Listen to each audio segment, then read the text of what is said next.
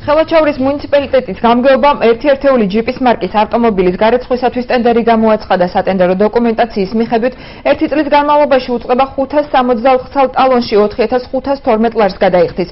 დოკუმენტაციის პირობების თანახმად ავტომობილების სამრეცხაო ობიექტი გამგეობის შენობიდან 5 კილომეტრის რადიუსში უნდა მდებარეობდეს. საკითხზე გამგებლის მოადგილის ანზორ ფერცელიძის განცხადებით, ტენდერი 6 ერთეული ავტომობილის რიცხვზეა. გათვლილი და სატენდერო დოკუმენტაციაში თავის დროზე შეცდომა იქნა დაშვებული.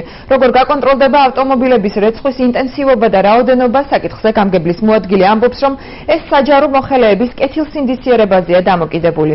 როგორც ირკვევა, ერთი წლის განმავლობაში აღნიშნული მომსახურებით საკრებულოს თავმჯდომარე გამგებელი და მისი მოადგილეები ისარგებლებენ. უფროსად თემის შესახებ მომდევნო გამოშვებაში.